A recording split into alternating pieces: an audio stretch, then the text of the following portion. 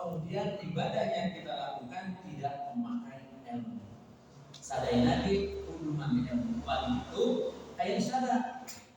Kalau setiap kaum muslimin wajib hukumna nuntut ilmu. Dimimiti kayak batasan dari mulai buayan, dari mulai Aisyah, nanti kabis rek kalian lahat masih ada kesempatan untuk tuntut ilmu. Ya, tompa iya beberapa cekolot, atau beberapa cekolot, kalau ternyata kudu dengan akhirnya budak orang tuh, kalau ente untuk ilmu nanti.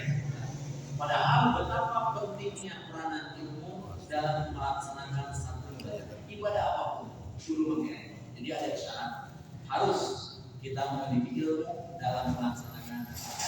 Coba kita kan wala taqfu ma laysa laka bihi. Jangan kamu melakukan sesuatu yang kamu tidak tahu ilmunya. Kenapa? Karena semuanya akan diminta bertanggung. Ya, jadi urang, urang, semua akan bersaksi di hadapan Allah berkaitan dengan apa yang kita lakukan, khususnya berkaitan dengan ilmu. Kemudian setelah ilmu, yang keempat, yang terakhir, hendaklah istiqomah dalam menjalankan ibadah. Istiqomah teh pancet. Nah, pancet gitu ya. Istimror, ya. Hangat-hangat ayam. Terus istiqomah dalam menjalankan ketaatan kepada Allah. Kapan dan dimanapun senantiasa istiqomah, meningkatkan ketaatan kepada Allah dalam keadaan istiqomah. Maka kalau 4 hal ini terpenuhi, maka insya Allah kata Imam At-Tabari, inilah al-ibadatus shahihah. Dasarnya iman kepada Allah, melakukan yang ikhlas karena Allah, ibadah apapun yang dilakukan memiliki ilmu, ada ilmunya, dan yang keempat istiqomah dalam beribadah. Maka kalau itu dilaksanakan, insya Allah walikulli ibadatin minal ibadati shahihatu asana.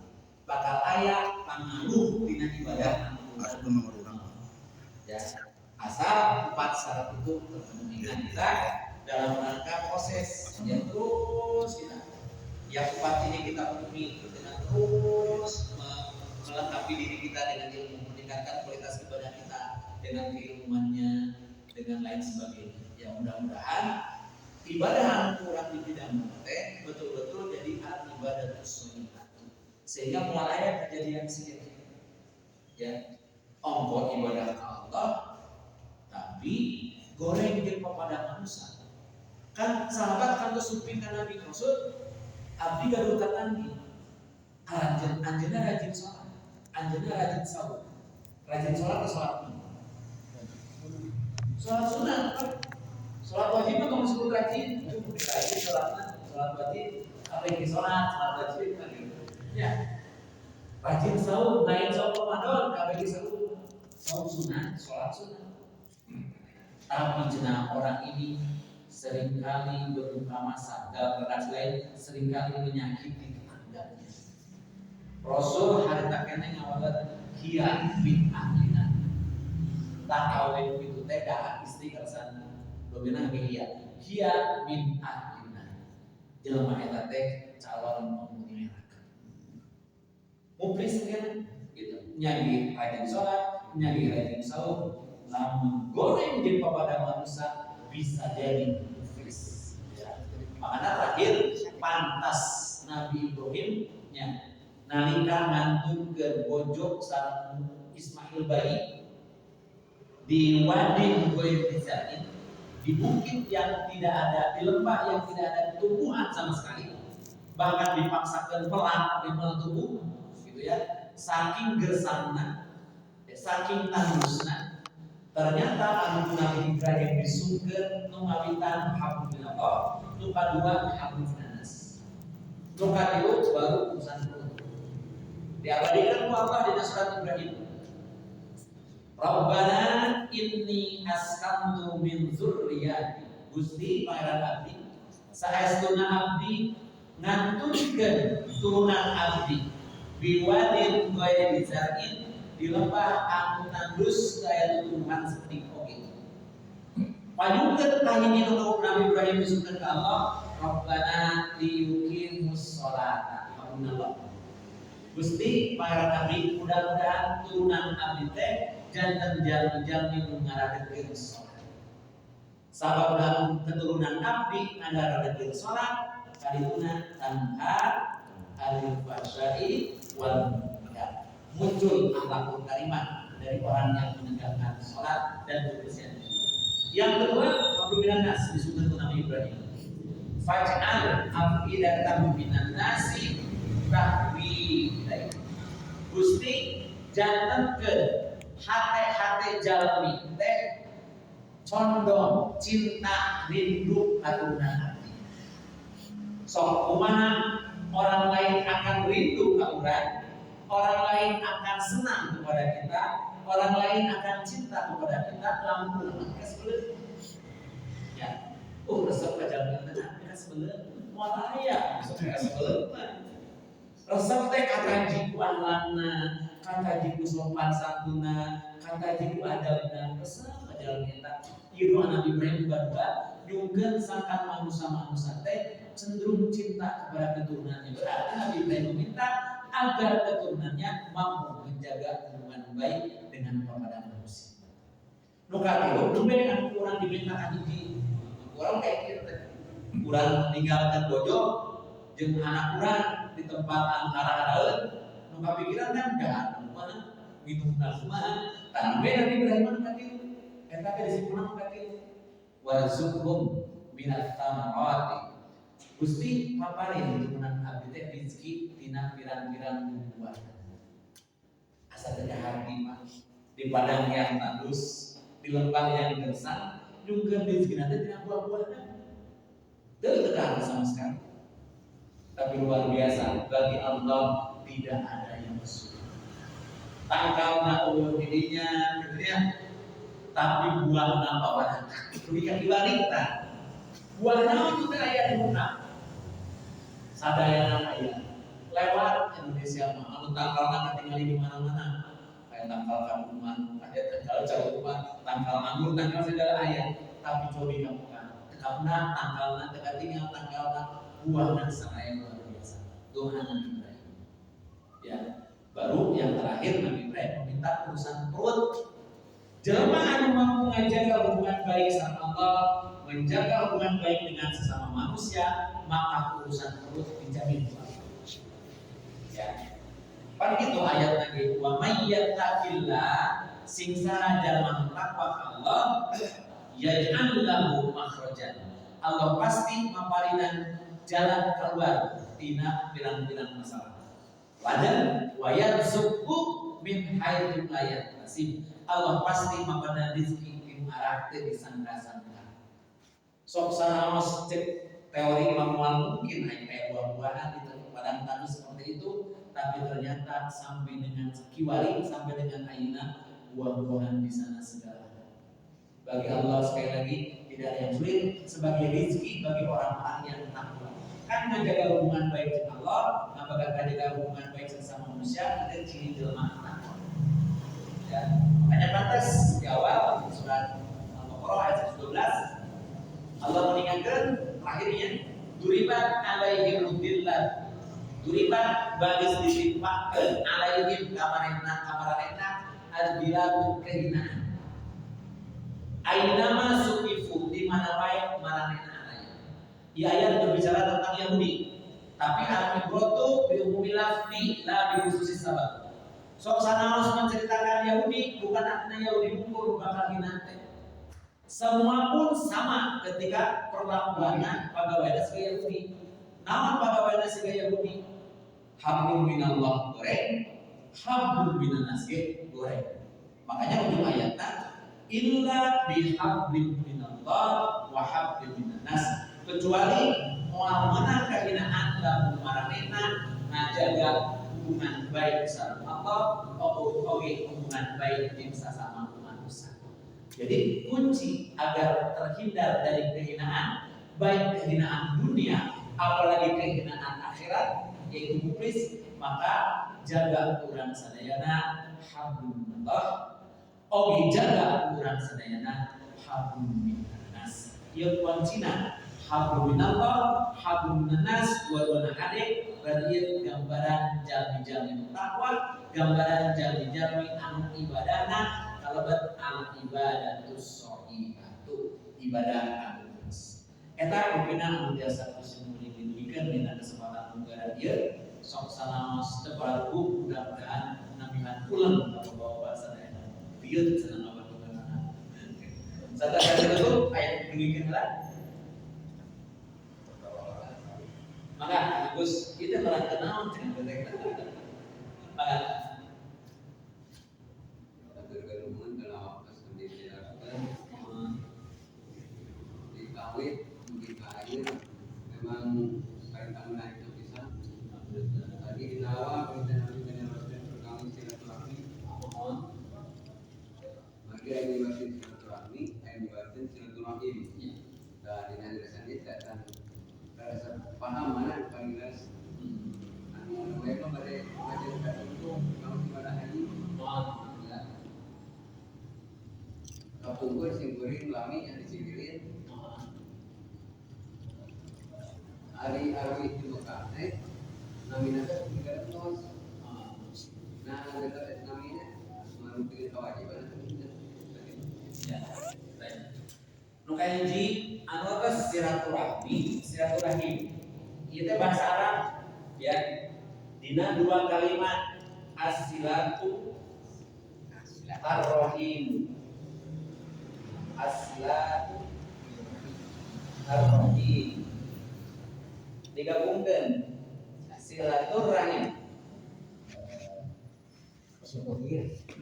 Jadi bahasa serapan di urang silaturahim jadi silaturahmi. Rahmi teh rahim teh tapi nu laras mah silaturahim. Tapi da di urang makan simkuring kantos ngaduikeun. Sok sanajan salah lamun geus jadi kebiasaan asa teu salah. Geus ya. Silaturahim kurang populer apalagi silaturahim aya dibagian ruhum di zaman taksirkeun. Asilaturahim aya dibagian kitu. Nu jelas mah kalimat nu asli nama terus nama asilatu ar-rahim. Jadi silaturahim. Nah, di urang jadi silaturahmi keterbatasan bahasa. Diserap bahasa urang jadi bahasa silaturahmi. Ya, tetap sesungguhnya mah sok sanaos nyebutna silaturahim atau nyebutna silaturahmi tapi teu aya muatan isul ma'amkana min al-khair wadah ma'amkana syarr loba silaturahmi gitu. Atau silaturahim. Nu penting mah isi muatannya ya. Kita biasakan dengan silaturahim bagus gitu ya. Tapi orang sudah terlanjur mengenal silaturahmi dan rahim teh rahmi teh. Jadi silaturahmi. Maka bagus pada di silaturahim itu melaraskan bahasa melaraskan. Terus apakah orang tua pulang dari haji harus mengganti nama? Ya. Orang tinggal aya nama ada lakon kana lagu fi Rasulillah itu suatu hasanatun. Sungguh telah ada pada diri Nabi itu contoh yang paling baik dalam segala hal, khususnya berkaitan dengan ibadah. Nabi ibadah hajinya seberapa kali, Pak? Sekali Nabi. Ya, haji wada disebut tadi. Ya.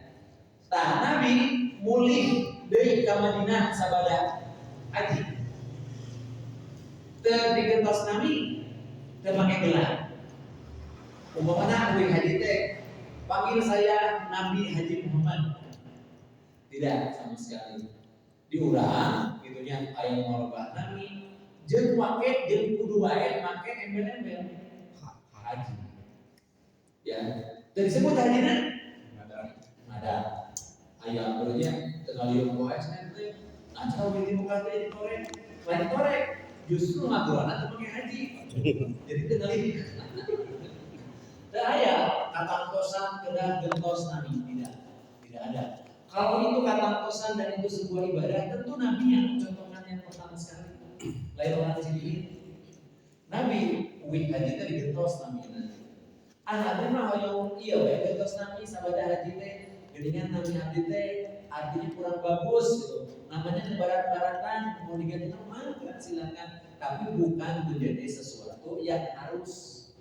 Atau saya bios namanya Joni Widiadi Haji Joni silakan. Daripada digantos nami bagi agar terobat kalakuan gitu. Jadi tidak ada harus, meskipun dicilin budaya seperti itu enggak saja gitu, ya. Dan memang hari nami itu kan sepuh masih nami kapurang kali teh tafaun. Mudah-mudahan nami teh sesuai dengan harapan sepuh. Dinamian Abdul Rahman sing jadi hamba anu bikanyaan ka hamba baik. Tapi kadang-kadang nami jalmi mah teu sami sifat Allah. Diaranan Abdul Rahman, golok Abdul Rahman. Diaranan puntennya, punten diaranan selamat umpamanya. Kecelakaan. Jarang. Pun Allah mah selalu sesuai. Ar-Rahman Ar-Rahim memang Ar-Rahman Ar-Rahim. Ar-Raja memberi rezeki dan seterusnya. Jadi daya datang ke sana baik di Quran ataupun di hadis upami koin di haji kedah gentos nanti. Upami ayat berarti habis anu haji gentos nanti nanti. Gentos kulit. Kita begitu harus sekarang. Ya, barangkali orang mau nulis, Iya. tadi kan sebab halangan ada itu kami misalnya ayah nanti akan kurang kurang saum pamina terus di kurang akan di dunia gitu ya. Kita masih kami tetap kawal dan pahlawan. Inilah bedanya kesalahan yang dilakukan kepada sesama manusia dengan kesalahan yang dilakukan kepada Allah. Upami kesalahan dosa yang dilakukan kepada Allah, kita kantun bertobat saja. Taubatan nasuha, minta ampunan kepada Allah. Berjanji untuk tidak mengulangi lagi perbuatan tersebut cukup. Tapi kalau berkaitan dengan hak adami, berkaitan dengan dosa-dosa kepada sesama manusia, Allah tidak akan kemudian langsung mengampuni sebelum ada pernyataan memaafkan dari orang yang pernah kita dolimi. Kalau itu kemudian dilakukan dan seorang yang menyatakan didolimi menyatakan menerima maaf kita atau memberikan maaf kepada kita, sudah Allah akan memaafkan kita. Kumaha kasusna abdi garus dosa kayak jelema harus maaf daripada jelema deui, maka Allah Maha tahu bahwa kita hendak meminta maaf ya atau kita keter mau minta maaf, Allah itu sangat-sangat mengetahui. Itu mah tinggal kumaha kebijakan Allah yang Maha Adil. Karena sudah tidak di luar kemampuan kita. Nah, kalau dosa-dosa semua manusia sudah diikrarkan, diislahkan di dunia, mual aya tagihan di akhirat. Gitu. Ini mah ada tagihan teh karena dia tidak meminta maaf kepada orang yang bersangkutan atau mungkin memang merasa sudah salah, sudah dosa, asas steril dengan dosa. Makanya pentingnya kita menjaga hubungan baik dengan sesama manusia. Jangan menjadi sesuatu yang tabu, tiap ledak. Sebetulnya sebenarnya itu bagus menurut saya. Ya, meskipun ada yang bisa minta maaf segala dosa. Ayo begitu, ya. Ini dalam rangka kita kan bisi ayat ucapan anu teu karaos, menyakitkan orang lain, sikap anu tidak disadari oleh kita menyakitkan orang lain. Apa susahnya kita ketemu tehnya, maaf dan lain sebagainya. Itu bagus. Jadi kalau seandainya sudah diselesaikan di dunia, itu tidak menjadi tagihan. Tapi kalau belum terselesaikan, itu yang akan datang kepada kita meminta pertanggungjawaban.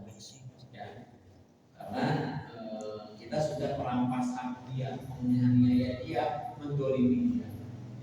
Maka sing seorang amal soleh untuk sampai ke beak lumayan hutan. Karena sekali kita tidak ada yang sekali dari dosa.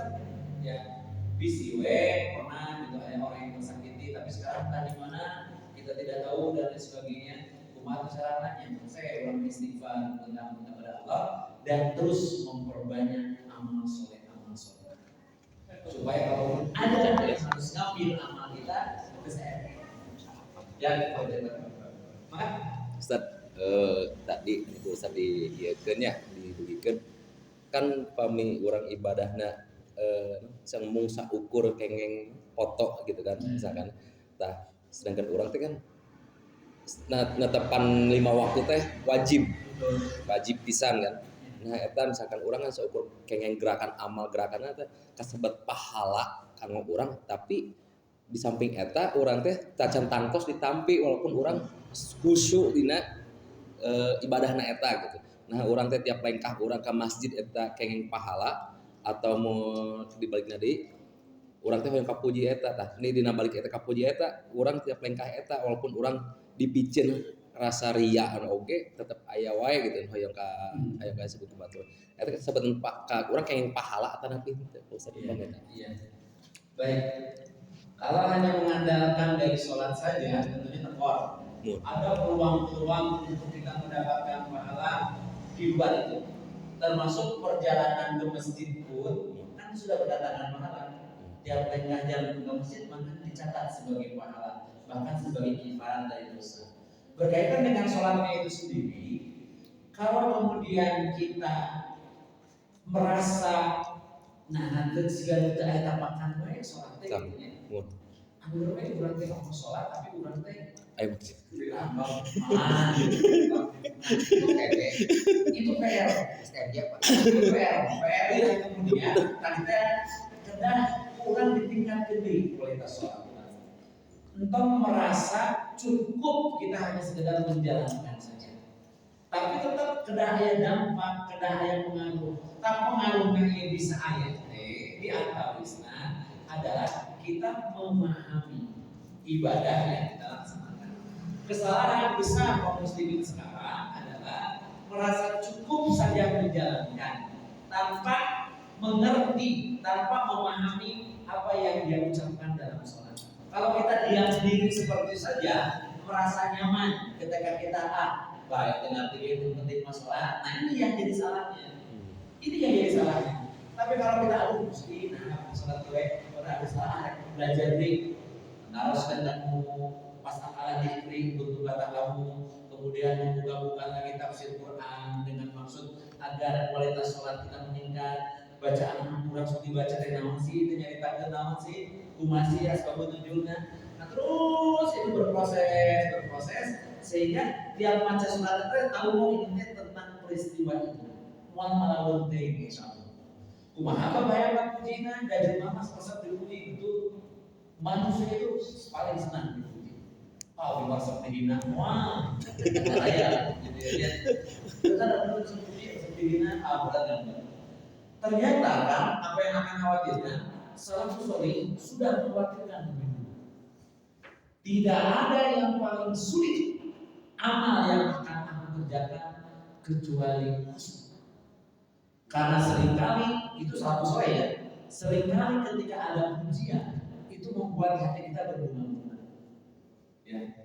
Aku mana tuh orang ikhlas kita tahu, ikhlas kurang karena. Kan bisa aja ikhlas di awal, di tengah-tengah loba. Contoh, antum suping ke masjid dia, pada sholat tahiyatul masjid ada nabi toh, sholat qobliyah subuh, ya bacanya sesaat, terus ada qobliyah subuh bacanya sesaat. Tadi nama qobliyah subuh dari macam kurbu, jadi kuliah ayat kafirun.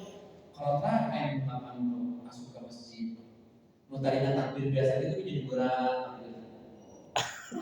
Sapi.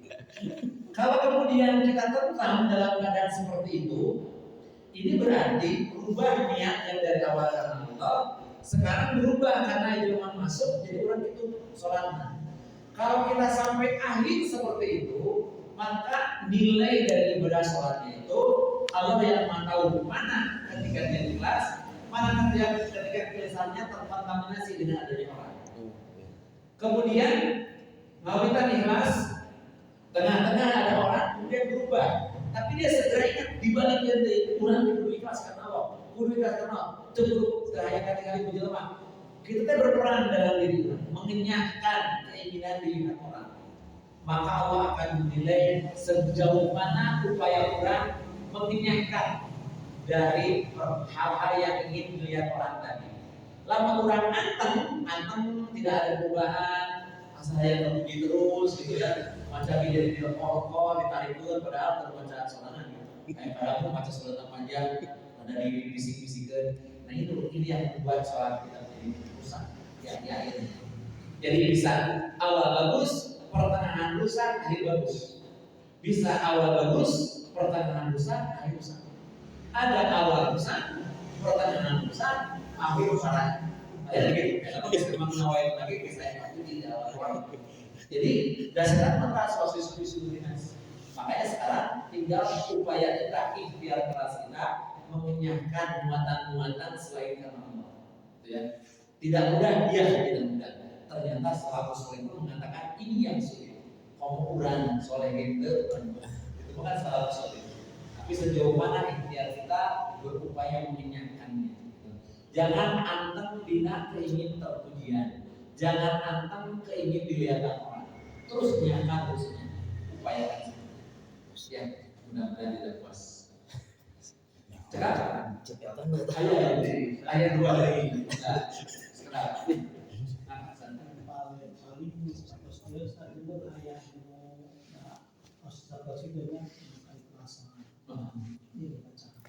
Rasa ada paling penting juga, itu seperti kesederhanakan dia. Kadang-kadang kan ada hadis sholat 60 tahun tapi rusak dari kalimat. Kadang di nurukuna laras tapi sudah terlalu. Karena di nurukuna laras tapi sudah terlalu. Kadang-kadang apa-apa betul. Sebenarnya memang tak yang perlu karena di hadis dahulu kalau itu dulu sorry. Sholatlah sebagaimana kalian melihat itu sholat. Nah, masalah itu paling tidak dihilangkan. Kalau saudara rupiah, kadang-kadang itu jadi seorang yang membuat tergusur seorang itu orang anu akan berlatih mana itu. Nah itu terlalu kalau barang istilahnya serampak, teh. Betul. Itulah pentingnya ilmu. Seringkali kita khusyuk, justru sholat kita terganggu dengan sebab orang di sebelah kita ke sholat berjamaah. Yang kita pahami ayat-ayat hadis-hadis yang berbicara tentang sholat berjamaah, pokoknya idza kabaro maka biru. Idza apabila kabaro bilmani, imam sudah bertakbir, kabiru maka kamu takbir, kalian takbir. Jadi sahalah. Imam heula Allahu Akbar. Nembe kurang Allahu Akbar. Idza raka'a farka'u. Jika imam ruku geus beres geus tumanina rukuna nembe farka'u. Kalian ruku. Dikurang mah paheula. Nah, balap ini seringkali mengganggu konsentrasi orang yang sedang khusyuk. Ya, ini kita rasakan bersama. Kalau kita umpamanya punten ya, sudah mengetahui ilmu sholat berjamaah bahwa imam itu harus duluan. Betul. Ternyata gigiran urang teh imam candro geus ruku sok greget urang teh. Ya. Betul. Itu manusiawi. Tapi pada akhirnya jangan kemudian terlenakan gerakan segala ieu. Akhirnya urang di awal sampai akhir malah gerakan yang ieu. Saya rasakan itu kan. Betul beberapa kali. Tapi akhirnya kita ikhtiar memalingkan lagi kepada kehusuan. Dan terus terang aku rasa gigireun atau masuk mengganggu. Imam bareng Allah, mana sedang. Imam ruku cantik, mana geus ruku. Imam sujud cantik, mana geus sujud. Nanti salah hukum itu lah. Gitu ya. Air-air itu lah. Nah itu seringkali mengganggu. Kembali lagi berarti kita mengenyahkan. Jangan sampai kita terlena. Kan punten. Saya kan mau cara nggoda kurang teh gitu ya. Aja kurang rek kusuk, ada hukum sabeula gitu ya. Jadi kurang diperhatikan sabeula. Nyakan lagi. Ada mah ada ya. Tos we kurang geula bener keundak salat jemaah ngabejaan batal. Kan. Batal. Nah, inilah pentingnya ilmu termasuk dalam ilmu suatu kamar ayat itu berbagai macam hal. Ya gerakannya, ya bacaannya, dan lain-lain sebagainya. Ini menjadi penting. Fikih sholat itu penting. Mau sholat berjamaah, ternyata di tengah-tengah kita pun masih dalam tanda petik belum tertib sholat berjamaah. Mereka bukan banyak ada bukan ketinggalan. Imam can ruku bukan tinggalin deh seperti itu. Betapa pentingnya yang betul kan saya sepakat. Betapa pentingnya ilmu dalam melakukan sebuah ibadah, termasuk kumaha carana sholat berjamaah. Tekniknya imam ya jangan. Ada lama nah itu dijadikan imam ayat apa? Imam sholat seperti itu. Maka itu perkara yang sakit hati Pak Ustaz, ya, yang nyakitin hati orang lain. Kan terkadang ada ibaratnya kalau kita terbagi menjadi semua sakit hati apa enggak gitu. Misalkan kita nasehatin orang yang masih musyrik apa masih bid'ah gitu kan kadang dia merasa sakit hati gitu kan. Apa itu termasuk? Iya, apa itu termasuk yang ditagih juga atau enggak gitu. Justru kalau kita punya kekuatan untuk merubah kemungkaran, tapi kita diam, maka justru kita yang jadi bermasalah. Kalau orang diingatkan akan kebaikan, terus dia tidak menerima, menjadi sakit hati, tidak akan masuk ke sini. Justru kita yang mendapatkan pahala karena kita mengingatkan mereka untuk bertauhid.